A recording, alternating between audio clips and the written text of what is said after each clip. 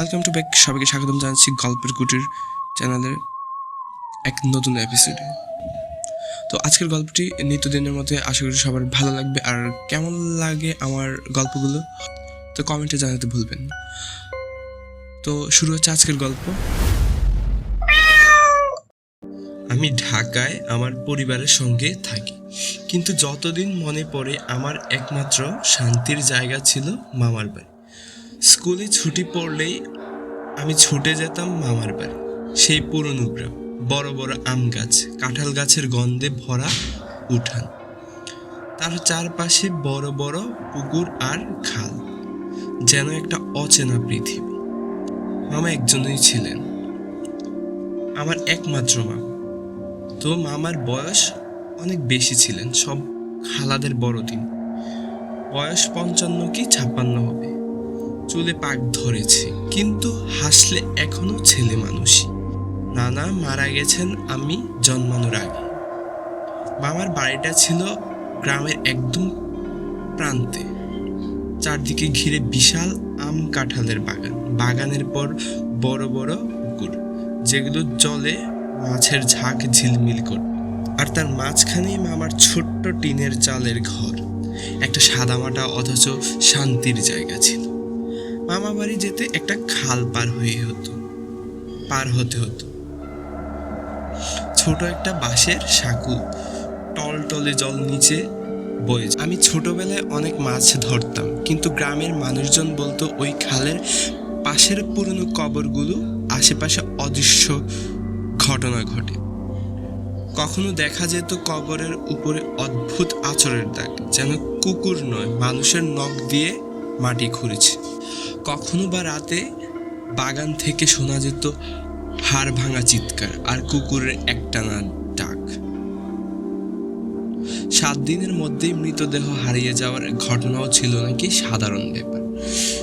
গ্রামের বয়স্করা বলতো কোনো মানুষ মরলে তার কবর 7 দিন পাহারা দিতে হতো, না হলে লাশটাই উধাও হয়ে যেত। কারণটা ছিল এমন যে 7 দিনের লাশ দিয়ে নাকি কালো জাদু করা হয়। এসব শুনে অনেক ভয় পেতাম। গ্রাম তখন একটা লোক ছিল, নাম ছিল তার আকবর পাগল। সবাই তাকে পাগল বলতো। দিনভর কবর থেকে কবর ঘুরে বেড়াতো। কোনো দোষী মানুষ মরলে সে নাকি সেই কবরের পাথর মারত। কেউ জিজ্ঞাসা করলেই বলতো শয়তান রে খেদাই। লোকজন ভয় পেত। একদিন সকালে সবাই দেখে যে আকবরের হাতে মানুষের হাড়, পুরো শুকনো কিন্তু তাজা রক্ত দাগ লেগেছে। সেই দিন তাকে ধাওয়া করে গ্রামবাসী মেরেছিল অনেক। জিজ্ঞাসা করতে সে বলেছিল যে কেবল কালো জাদু। তারপর থেকে কেউ কবরের কাছে যেতে দেয়নি তাকে। গ্রামের বাচ্চারাও আকবরের থেকে দূরে থাকত। এই ঘটনার কয়েক সপ্তাহ পরের কথা। তো সেই দিন সন্ধ্যায় মামা বাজারে গিয়েছিলেন। রাত নামছিল, চারপাশে হালকা কুয়াশা। মামার হাত একটা টর্চ আর তার পোষা কুকুর কালু। বাজার থেকে ফেরার পথে যখন খালের সাঁকো পার হলেন, তখনই কুকুরটা আচমকা থেমে গেলেন। চোখ দুইটা বড় করে কেমন অদ্ভুতভাবে তাকিয়ে রইল, যেন কিছু বলতে যাচ্ছে আর মামাকে বাধা দিচ্ছে সামনে যেন না এগোয়, এমন একটা কিছু। তো মামা তেমন গুরুত্ব না দিয়ে হাঁটতে লাগলেন। কিন্তু কিছু দূর যেতে বাতাসের মধ্যে কেমন ঠান্ডা একটা গন্ধ ছড়িয়ে পড়ল। না ধোয়া না মাটির গন্ধ, কেমন যেন পচা মাংসের মতো কিছু। তারপর টর্চের আলোয় দেখা গেল বাগানের দিকে গাছের পাতা নড়ছে, কিন্তু তখন কোনো বাতাস ছিল না। একদম স্থির রাত, অথচ পাতা দুলছে। মামা একটু থামলেন, চোখ কুচকালেন। একবার হইতে পারে এটা। পাগলাটা আবার বাগানে ঢুকছে।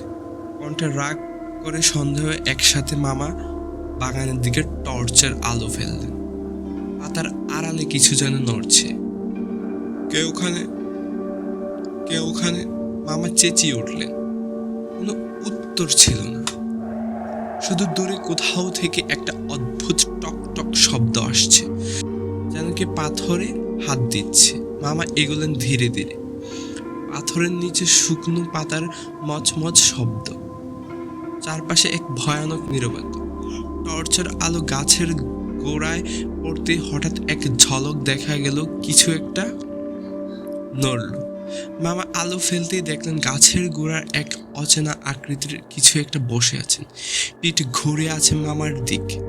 কিন্তু শরীরটা মানুষ নয়, বোঝাই যাচ্ছিল কেমন মোটা লোমে ঢাকা পশুর মতো দেহ আকৃতি, উঁচু মোটা, কিন্তু হাত দুটো অস্বাভাবিক লম্বা। মামার গলা শুকিয়ে গেল। টর্চের আলোতে এবার পুরো মুখ পড়ল। মামা দেখে জমে গেলেন। সেই প্রাণীটার মুখটা নেই, যেখানে মুখ থাকার কথা সেখানে একটা কালো গর্ত, যেন ভেতরে ধোঁয়া বেরোচ্ছে। দুটো চোখের জায়গায় হালকা নীল আলোর ঝিলিক। হঠাৎ সেটি এক বিকট গর্জন করে উঠল, মাটির কম্পন অনুভূত হলো, আর কুকুরটা ভয়ে চেঁচিয়ে উঠল ঘেউ ঘেউ শব্দে। সেই মুহূর্তে জিনিসটা হাত বাড়িয়ে কুকুরটাকে ধরলো, এক ঝটকায় তুলে ফেললো বাতাসে। তারপর একটানা ভো শব্দে আর কুকুরটা নিথর হয়ে পড়লো মাটিতে। মামা পেছনে হুচট খেলেন। টর্চ মাটিতে পড়ে গেল। মাটির উপর ছায়া, মনে হচ্ছে বিশাল দানব তাকে ঘিরে খাচ্ছে। মামা প্রাণপণে ছুটলেন, চিৎকার করতে গিয়ে গলা থেকে কোনো শব্দ বেরোলো না। শরীর অবশ হয়ে আসছে, মাথার ভেতর গুঞ্জন যেন হাজারটা মৌমাছি কানে ঢুকে পড়েছে। হঠাৎ এক ধাক্কায় মনে হলো পেছনে কিছু লাগলো, মনে হলো কে যেন পেছন থেকে ধরে ফেলেছে। কিন্তু মামা ছুটে পালালেন।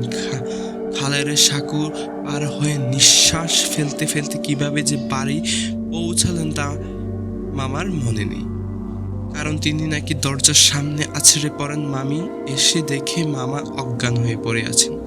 পরদিন মামা যখন চোখ খুললেন, সূর্য উঠেছে, কাঁধে ঘাড়ে ব্যথা, বিছানার পাশে মামি। বাইরে লোকজন জড়ো হয়েছে। বাগানে নাকি অদ্ভুত ঘটনা ঘটেছে। মামা বাগানে গিয়ে দেখলেন আম গাছের কিছু ডাল ভেঙে পড়ে আছে, আর গাছের নিচে মামা প্রিয় কুকুর কালো মৃত অবস্থায় পড়ে আছে। মুখে যেন কোনো ভয়াবহ যন্ত্রণার ছাপ, আর চোখ দুটো অদ্ভুতভাবে ফেটে গেছে, আর চারপাশের মাটিতে যেন টানাটানি দাগ ছিল। মামা নির্বাক মুখে বললেন, রাতে ওটা মানুষ ছিল না। গ্রামের এক কবিরাজ বলছিল যে ওটা পিশাচ ছিল। এরা জীবিত মানুষ খুঁজে, আর জীবিত মানুষের রক্তের গন্ধ নেই। তোমার কুকুরটা তোমাকে বাঁচানোর চেষ্টা করেছিল। মামা চোখ ভিজে উঠল। কালো যে সেদিন তাকে থামাতে গিয়েছিল সে কথা এবার তিনি বুঝেছিলেন।